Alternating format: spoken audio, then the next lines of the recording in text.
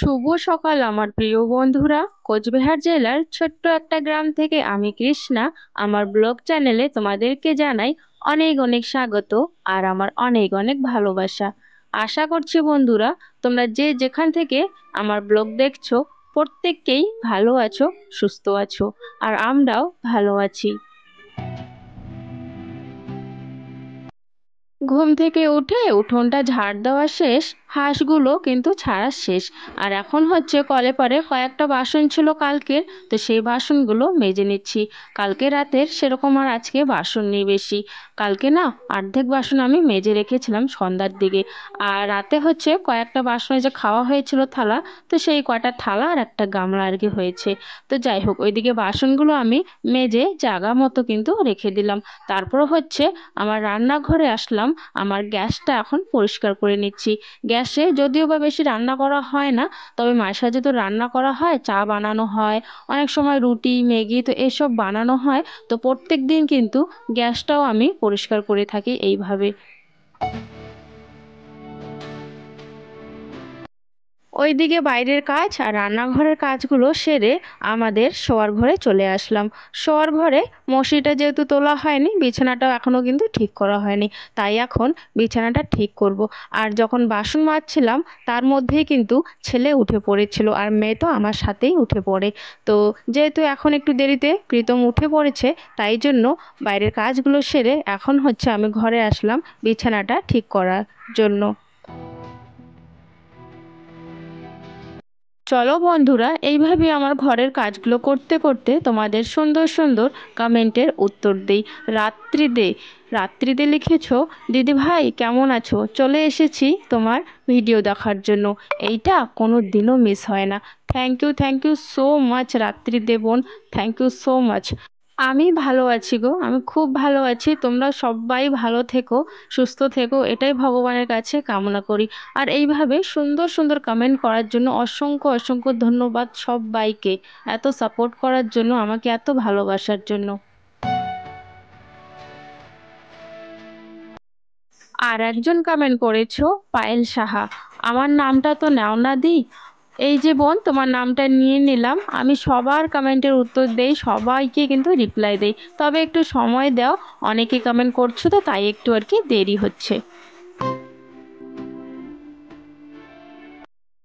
বিছানাটা ঠিক করে দিলাম, তারপরে হচ্ছে ঘরটা ঝাড় দিচ্ছি। আর ঘরটা ঝাড় দেওয়ার সময় মেয়ে চলে আসলো। মেয়ে বলছিল, আমাদের পাশে যে স্নান হয়, আজকে তো সবাই স্নান করতে যায়, গদাধর মেলা বলে আর কি আমাদের। তো আজকের দিন কিন্তু সবাই অষ্টমীর দিন কিন্তু চান করে আর কি, নদীতে গিয়ে সবাই। তবে আমাদের তো এখন বাড়িতে কেউ নেই, ওর বাবাও নেই, ওর বাবা যেহেতু কাজে গেছে, ওর ঠাম্মাও কিন্তু একটু পরেই কাজে চলে যাবে। আজকেও কোথাও জানি রান্না আছে, ঠিক জানি না কোথায় রান্না আছে। তবে আজকে যেহেতু যাবে সেই জন্য আর আমাদেরও যাওয়া হলো না। কারণ হচ্ছে দুটো বাচ্চা নিয়ে আমি কিভাবে একা একাই ওখানে আর কি থাকবো, একা একা ঘুরবো, তো সেই জন্য আর কি অনেক ভাবনা চিন্তা করে তো আমি তো যাই না। তবে বাচ্চা দুটোর খুবই ইচ্ছে ছিল যাওয়ার, তো সেটাই আর কি বলছিল যে চলো মা চলো যাই। তো ওদেরকে বুঝিয়ে বললাম, তবে ওরা বুঝে গেছে, তারপর আর আমরা যাইনি।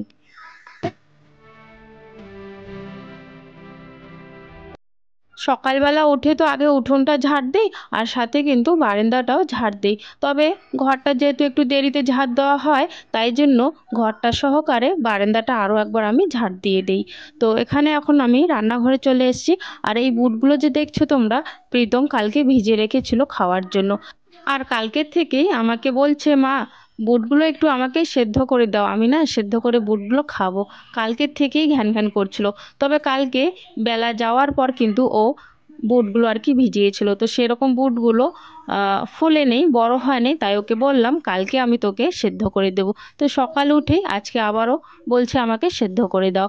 তো যখন চা বানাচ্ছিলাম আমি, তখন ওইদিকে চুলায় আমি সেদ্ধটা বসিয়ে দিয়েছিলাম। আর চাটা বানিয়ে আমি খেয়ে ফেলেছি। সঙ্গে কিন্তু ওরাও আজকে চা খেয়েছিল, অল্প অল্প চা দিয়েছি আমি। আর হচ্ছে মুড়ি আর মুড়ি আর হচ্ছে একটু চানা এনেছিলাম, যেটাকে আর কি ঝুরি ভাজা বলে, তো সেটা দিয়ে মেখে আমরা আজকে সকালবেলা ওটাই টিফিন করেছি। তারপরে হচ্ছে চানটা করে কাপড় জামাগুলো মেলে দেওয়ার জন্য এখানে চলে আসলাম।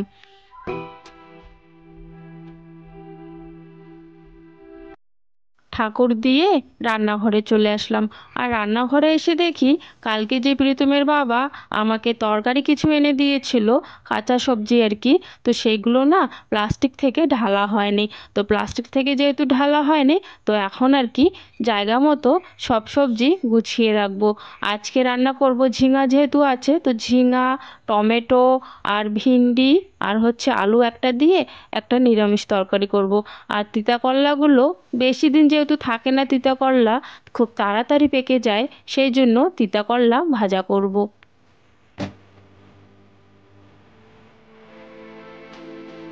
যেদিন শুধু আমরাই খাই তিনজন, ঘরে কম রান্না হয়, তো সেদিন কিন্তু আমি বেশিরভাগই গ্যাসেই রান্না করি। তো আজকেও ভাবছি গ্যাসেই রান্নাটা করে ফেলি, যেহেতু বাড়িতে দুজন লোক নেই, আমরা শুধু তিনজন, বাচ্চারা আর কতটুক খায় বলো। আর এত বড় একটা হাঁড়ি উনুনে রান্না করব, তো সেই জন্য অনেক ভাবনা চিন্তা করে আমি ভাবছি ছোট হাঁড়ি আছে, ছোট হাঁড়ির মধ্যেই তিনজনের ভাত গ্যাসেই আজকে রান্না করে ফেলি।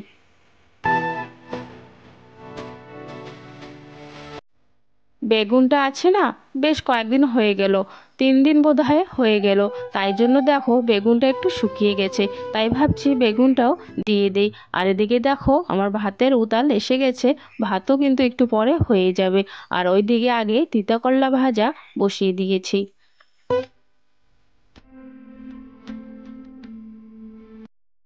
ভাত আর তিতা করলা তো হয়ে গেছে, তবে তরকারিটা এখনো হয়নি, তো তরকারিটা ওইদিকে গ্যাসে হচ্ছে, আর এদিকে আমি নোংরাগুলো বাইরে ফেলে আসবো।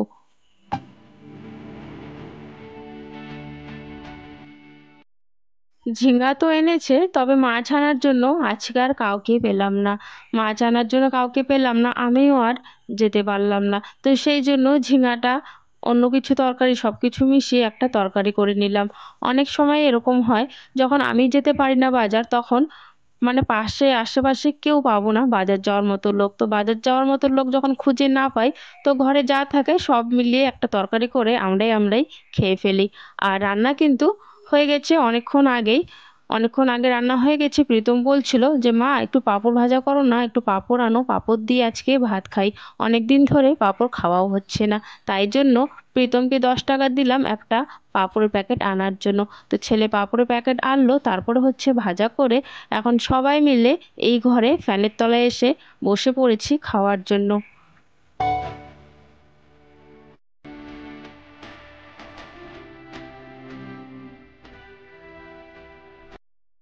আর প্রীতি হচ্ছে এই বেশ কয়েকদিন ধরেই খেতে চাইছে না। ওকে মানে ভাত দিলে আস্তে আস্তে খাবে, আস্তে আস্তে চুপ করে থাকবে, মানে ওরকম করতে করতে পরে আর ভাত ওর খাওয়াই হয় না, পরে বলে যে খাবো না খাবো না। তো আজকেও সেম ওটাই করছিল। তারপরে হচ্ছে আমি খেয়ে নিয়েছি, তাও ওর খাওয়া হয়নি।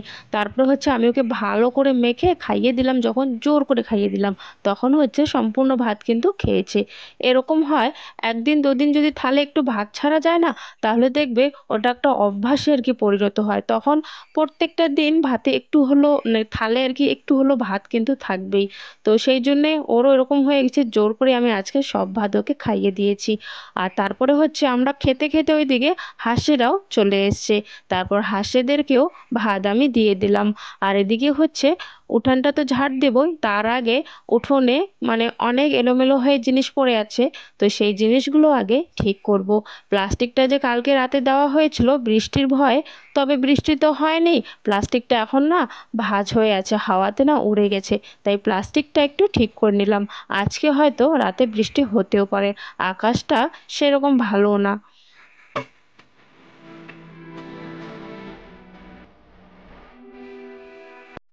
সেদিন তো কয়েকটা গাছে সুপারি পাড়া হয়েছিল, তো সেই সুপারির থেকেই কয়েকটা সুপারি সেদ্ধ করে এরকম করে ছুলে উপরে শুকানোর জন্য দেওয়া হয়েছিল চালের উপরে। তো আমি দেখছিলাম যে দেখি কীরকম শুকিয়েছে আর কি, তো টিপি টিপি দেখছিলাম যে শক্ত হয়েছে কিনা আদৌ, তবে বেশ ভালোই শক্ত হয়েছে, তাও একটুখানি আরও দিতে হবে রোদে। তো এখানে তো আছেই, সাথে কিন্তু আমাদের যে গাড়িটা আছে তো টোটোর উপরে কিন্তু কয়েকটা সুপারি আছে। এই সুপারিগুলো আছে না, রাতে করে না পড়ে পড়ে থাকে, জানি না ইঁদুরে কাটে নাকি আপনা আপনি পড়ে। তো এই সুপারিগুলো সকালবেলা যখন উঠোন ঝাড় দেওয়া হয় তখন এই সুপারিগুলো পাওয়া যায়। প্রত্যেক দিন কয়েকটা করে সুপারি কিন্তু পাওয়া হয়। তো এইভাবেই আমরা ফালা করে আর কি ফাল্টি করে শুকাতে দিই। তো এইভাবে শুকাতে দেওয়া হয়েছে, বেশ শুকিয়েও গেছে ভালো, আর রোদে দিতে হবে। সুপারিগুলো এরকম করে রাখা হয় যেহেতু কয়েকজন আসছে বাড়িতে, তখন একটু সুপারি তো দিতে হয়, তো সেই জন্যই সুপারিগুলো শুকিয়ে রাখা হয়। তো শাশুড়িমা এটা করে রেখেছে, আমি করে রাখি নেই। যেহেতু শাশুড়িমা বাড়িতে নেই, কাজে গেছে, তাই বৃষ্টি হতে পারে, বৃষ্টি যেহেতু হতে পারে সেই জন্য আমি সন্ধ্যা হওয়ার দিকে সুপারিগুলো ঘরে রেখে দিলাম। আর এইদিকে হচ্ছে ফিল্টারের জল খালি হয়ে গেছে, সেই জন্য অল্প একটু জল ছিল, তো সেই অল্প একটু জল বোতলে আর একটু জগে ভরে ড্রামটা আমি নিয়ে গেলাম। ড্রামটা ভরে এনে তারপর হচ্ছে দুপুরে যে খাওয়া দাওয়া করেছিলাম, তো সেই খাওয়া দাওয়ার বাসনগুলো এখন মেজে নিচ্ছি।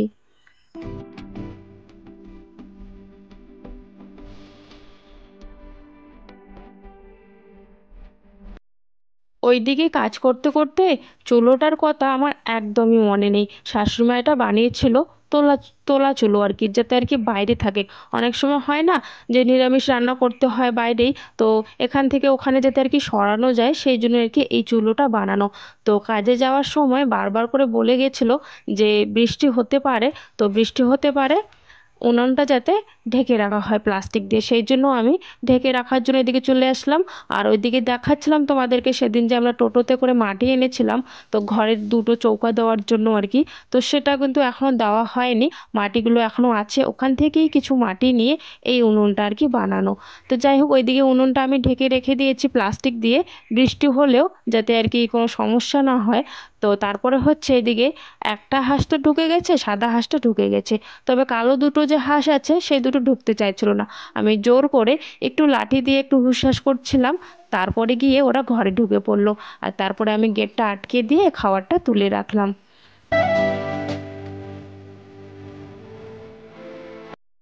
সন্ধ্যা হয়ে গেছে, এদিকে হচ্ছে এই ঘরে জানলাটা বন্ধ করে তারপর হচ্ছে আমাদের ঘরে চলে যাব, আমাদের ঘরের জানলাগুলো বন্ধ করার জন্য। আর আজকে প্রীতি বলছিল যে মা, আজকে আমি সন্ধ্যাবাতি দেব। তো আমি বললাম ঠিক আছে তাহলে তুই দে। আর এদিকে দেখো বিড়ালটা কোথায় ছিল লুকিয়ে, ট্রাঙ্গের উপরে যে আমাদের কাঁথাগুলো আছে, বালিশ কাঁথা, তো সেখানে লুকিয়েছিল। তো হঠাৎ করে বের হয়ে আসলো বিড়ালটা, তো প্রীতি দেখে আবার হাসছিল। ও আবার সন্ধ্যাবাতির জন্য রেডি করছিল আর কি জিনিসগুলো। আর এদিকে আমি জানলাগুলো বন্ধ করছিলাম।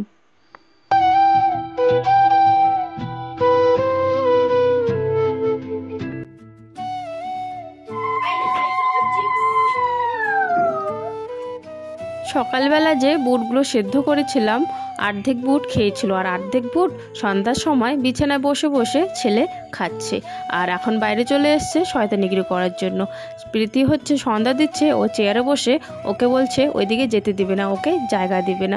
তো এরকম দুষ্টুমি সব সময় করেই থাকে, প্রত্যেকটা দিন করেই থাকে। যাই হোক, আর ওইদিকে হচ্ছে ওরা দুজন এখন পড়াশোনা করবে। আর এদিকে আমি চলে আসলাম রান্নাঘরে একটু খিচুড়ি বানানোর জন্য।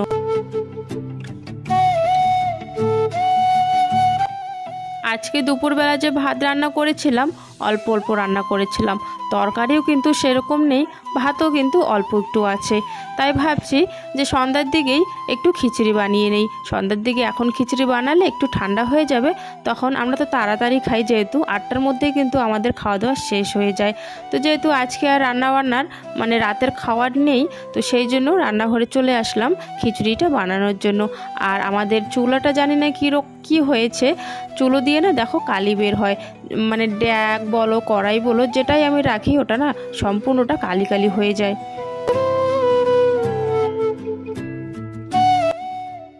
ওইদিকে খিচড়িটা রান্না করে তারপরে হচ্ছে দুজনকে একটু বই পড়িয়েছি। আর বই পড়ানোর পর এখন বাজে 9টা, তো 9টা বাজে, এখন হচ্ছে আমরা 3জনে খাওয়া দাওয়া করে নেব। আর প্রীতমের বাবা যে কাজে যায়, তো কালকে কিন্তু ফোনটা নিয়ে যায়নি, তাই জন্য দুদিন ধরে কিন্তু ওর বাবার ফোনটাও বাড়িতেই আছে, তাই জন্য দুজনে একটু ফোন দেখছিল। খিচুড়িটা না একটু ঠান্ডা হয়ে গেছে। কেন বলো তো, খিচুড়ি রান্না করার পর একটু পড়াশুনো করিয়েছিলাম যে সন্ধ্যার সময়, তো বেশ অনেকটাই দেরি হয়ে গেছে, 9টা বাজে এখন। আর আমি রান্না করেছিলাম সন্ধ্যার সময় আর কি, 7টা বা 7:30 এরকম সময় রান্না করেছিলাম। সেই জন্য না খিচুড়িগুলো অনেকটাই আর কি ঠান্ডা হয়ে গেছে, তাও একটু গরম ছিল। তো যাই হোক, এইভাবে আর কি খেয়ে নিলাম আমরা তিনজনেই। এখনও কিন্তু ওর ঠাম্মা কাজের থেকে আসেনি, প্রীতমের ঠাম্মা আর কি, শাশুড়ি মা আসেনি এখনও। আর প্রীতমের বাবা হচ্ছে অনেক রাতে আসে, 1টার সময় আসে রাতের। তো আমরা হচ্ছে এখন তিনজনে আর কি শুয়ে পড়বো, যখন ওর ঠাম্মা আসবে তখন হচ্ছে বাইরের গেটটা কিন্তু খুলে দেব। তো যাই হোক বন্ধুরা, আজকের ব্লগটা আমি এতটুকুই রাখছি। দেখা হচ্ছে আগামীকাল নতুন একটা ব্লগের সাথে। সবাই ভালো থেকো, সুস্থ থেকো, আর প্লিজ আমাদেরকে একটু সাপোর্ট করো। তো দেখা হচ্ছে আগামীকাল, টাটা।